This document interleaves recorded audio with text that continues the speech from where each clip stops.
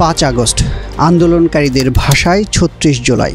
৮-১০টা দিনের মতো সেদিনও সূর্য উদিত হয়েছিল স্বাভাবিক নিয়মেই। কিন্তু নবম জাতীয় সংসদ নির্বাচনে জয়ী হওয়ার পর ৬ জানুয়ারি ২০০৯-এ আওয়ামী শাসনের যে সূর্য উদিত হয়েছিল তার পতন হয় ওই দিন দুপুরেই, অর্থাৎ দীর্ঘ ১৫.৫ বছর পর অবসান হয় আওয়ামী শাসনের।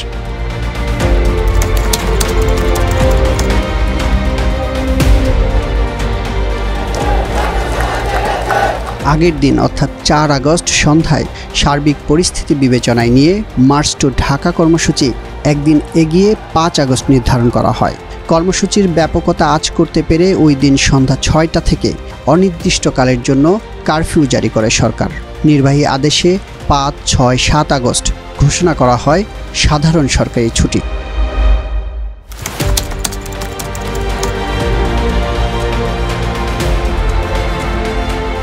সরকার পতন নিয়ে বিভিন্ন গণমাধ্যমে যে খবর বেরিয়েছে তাতে উঠে আসে তৎকালীন প্রধানমন্ত্রী শেখ হাসিনা ৪ আগস্টের রাত ১:৩০ পর্যন্ত সেনাবাহিনী সহ বিভিন্ন বাহিনীর প্রধান ও রাজনৈতিক দলের শীর্ষ নেতাদের সাথে বৈঠক করেছেন। ওই বৈঠক থেকে পরদিনের মার্চ টু ঢাকা কর্মসূচি ঠেকাতে ছক আঁকা হয়। আইনশৃঙ্খলা বাহিনীর প্রধানরাও তাকে আশ্বস্ত করেন পরিস্থিতি নিয়ন্ত্রণেই থাকবে।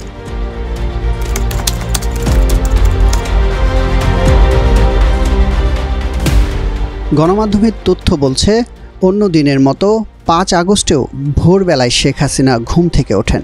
সকালে নাস্তা শেষে খোঁজ নেন দেশের আইনশৃঙ্খলা পরিস্থিতির। বৈঠকের জন্য ডেকে পাঠান নিরাপত্তা বাহিনীর শীর্ষ কর্মকর্তাদের। এদিকে বিভিন্ন বাহিনীর প্রধানরাও পরিস্থিতির ব্যাপকতা তুলে ধরতে শেখ হাসিনার সঙ্গে আলোচনায় বসার আগ্রহ প্রকাশ করছিলেন।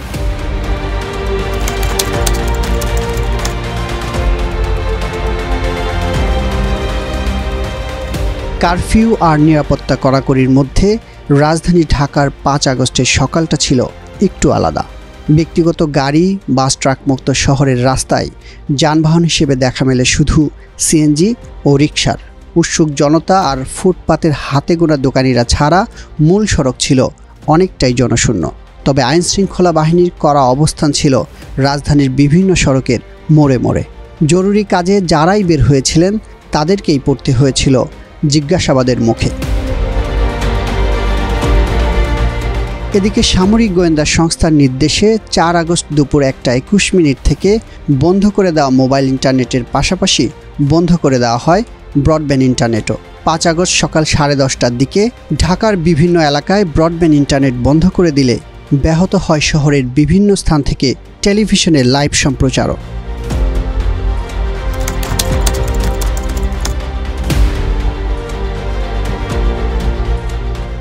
নিরাপত্তা বাহিনীর প্রধানদের সাথে বৈঠকে বাহিনীগুলোর ভূমিকা নিয়ে প্রশ্ন তোলেন শেখ হাসিনা। বিক্ষোভ প্রতিরোধে ব্যর্থতার জন্য ভর্ৎসনা করেন তিনি। নিরাপত্তা বাহিনী কেন পরিস্থিতি সামাল দিতে পারছে না সেটার জন্য ক্ষোভ প্রকাশ করেন শেখ হাসিনা।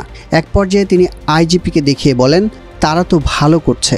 তখন আইজিপি জানান, পরিস্থিতি যে পর্যায়ে গেছে তাতে পুলিশের পক্ষেও আর বেশি সময় এরকম কঠোর অবস্থান ধরে রাখা সম্ভব নয়। এর আগে বৈষম্য বিরোধী ছাত্র আন্দোলনের মার্চ টু ঢাকা কর্মসূচিতে অংশ নিতে সকাল ১০টার দিকে ঢাকা কেন্দ্রীয় শহীদ মিনারের আশেপাশে জড়ো হন আন্দোলনকারীরা। সেখানে সাউন্ড গ্রেনেড ও টিয়ারশেল ছোড়ে পুলিশ।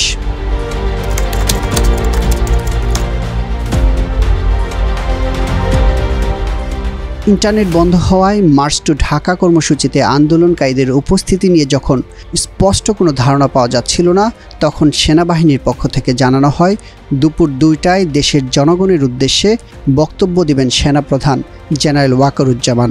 এই ঘোষণার পর কেউ কেউ ধারণা করেন শেখ হাসিনা সরকারের পতন হয়ে গেছে, তবে কেউ কেউ আরও কঠিন পরিস্থিতির শঙ্কায় ছিলেন। এদিকে ঢাকার প্রবেশমুখ ও বিভিন্ন এলাকায় আইন শৃঙ্খলা বাহিনীর ব্যারিকেড ভেঙে মূল সড়কে আসতে শুরু করেন আন্দোলনকারীরা। জনস্রোত তখন জড়ো হচ্ছিল কেন্দ্রীয় শহীদ মিনার, শাহবাগ, উত্তরা ও দিয়াবাড়ি সহ বিভিন্ন এলাকায়।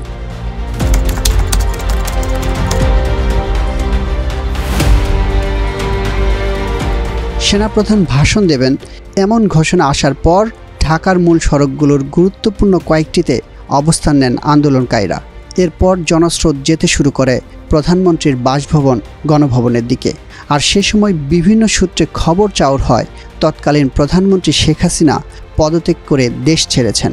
এদিকে দুপুর 1টার আগেই ব্রডব্যান্ড ইন্টারনেট পরিষেবা চালু করা হয়।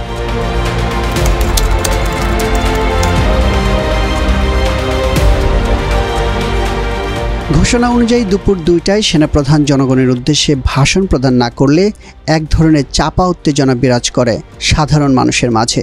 যদিও প্রধানমন্ত্রী শেখ হাসিনার পদত্যাগ করে দেশ ছাড়ার খবরটি তখন সবার মুখে মুখে, ফলে রাস্তা তখন সাধারণ মানুষের দখলে।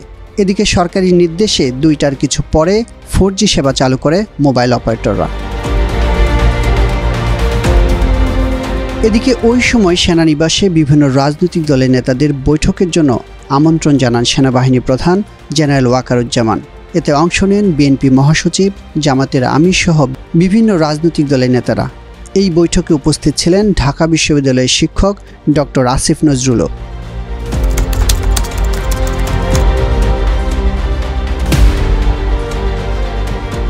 দুপুর 3টার পর মার্চ টু ঢাকা কর্মসূচিতে অংশ নিতে ঢাকা ও ঢাকার বাইরে থেকে আসা জনস্রোত প্রবেশ করে প্রধানমন্ত্রীর বাসভবন গণভবনে।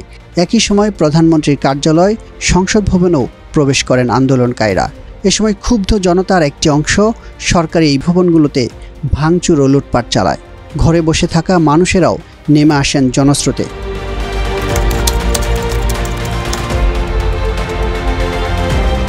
প্রধানমন্ত্রী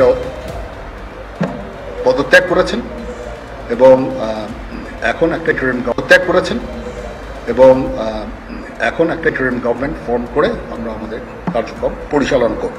রাজনৈতিক দলগুলোর সাথে দীর্ঘ বৈঠক শেষে গণমাধ্যমের সামনে আসেন সেনাপ্রধান জেনারেল ওয়াকারুজ্জামান। তিনি জানান শেখ হাসিনা পদত্যাগ করে দেশ ছেড়েছেন এবং পরবর্তী পরিস্থিতিতে করণীয় ঠিক করতে রাজনৈতিক দলগুলোর সাথে বৈঠক করেছেন। এ সময় সেনাপ্রধান বলেন, এখন রাজনৈতিক ক্রান্তিকাল চলছে, একটি অন্তর্বর্তী সরকার গঠন করা হবে। এদিকে বিকাল 4টার পর ধানমন্ডি 32-এর বঙ্গবন্ধু জাদুঘর সহ আওয়ামী লীগের বিভিন্ন স্থাপনায় অগ্নিসংযোগ করেন আন্দোলনকারীদের একটি অংশ।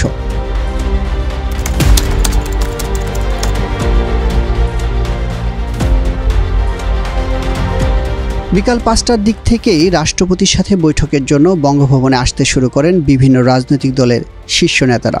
সেনাবাহিনীর গাড়িতে করে সন্ধ্যার দিকে বঙ্গভবনে পৌঁছান বিএনপির মহাসচিব, জামাতের আমির সহ বিভিন্ন রাজনৈতিক দলের শীর্ষ নেতারা।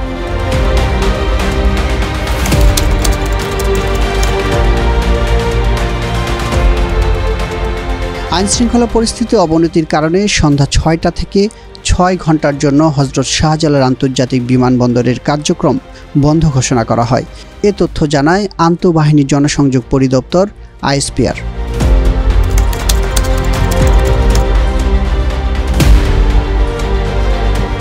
ওই দিন রাত 8টায় জাতীয় সরকারের রূপরেখা ঘোষণা করার কথা জানায় বৈষম্য বিরোধী ছাত্র আন্দোলন। চ্যানেল 24-এ এক লাইভ অনুষ্ঠানে তারা জানান, রাত 8টায় রাজধানীর কারওয়ান বাজারের শার্ক ফোয়ারায় জাতীয় সরকারের রূপরেখা ঘোষণা করা হবে। উদ্ভূত পরিস্থিতিতে কেউ যেন লুটপাটের সুযোগ না নেয় তা নিশ্চিত করতে ছাত্র জনতার প্রতি আহ্বান জানান বৈষম্য বিরোধী ছাত্র আন্দোলনের সমন্বয়ক নাহিদ ইসলাম। একই সময় বিএনপি চেয়ারপারসন খালেদা জিয়াও দেশের সর্বস্তরের জনগণকে শান্ত থাকার আহ্বান জানান।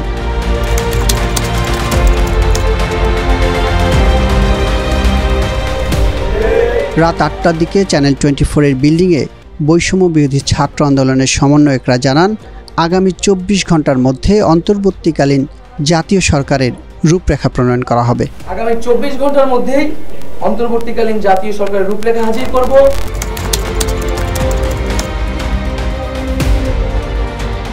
প্রধানমন্ত্রী শেখ হাসিনা রাষ্ট্রপতির কাছে পদত্যাগপত্র জমা দিয়েছেন। রাজনৈতিক দলের সাথে বৈঠক শেষে জাতির উদ্দেশ্যে ভাষণ দেন রাষ্ট্রপতি মোহাম্মদ শাহাবুদ্দিন। ভাষণে তিনি বলেন, প্রধানমন্ত্রী শেখ হাসিনা আজ রাষ্ট্রপতির কাছে পদত্যাগপত্র জমা দিয়েছেন এবং আমি তা গ্রহণ করেছি। এ সময় তিনি আরও জানান, দ্রুত সময়ের মধ্যে একটি অন্তর্বর্তী সরকার গঠন করা হবে, যারা দ্রুতই একটি নির্বাচনের আয়োজন করবে। এ সময় বিএনপির চেয়ারপারসন বেগম খালেদা জিয়া সহ সকল জুলাই যোদ্ধাদের কারামুক্তি দেওয়ার সিদ্ধান্ত নেওয়ার কথাও জানান রাষ্ট্রপতি।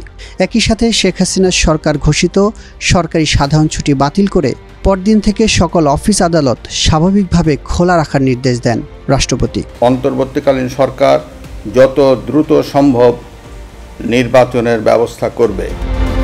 পরে আইএসপিআর থেকে জানানো হয় 6 আগস্ট ভোর 6টা পর্যন্ত কারফিউ চলবে।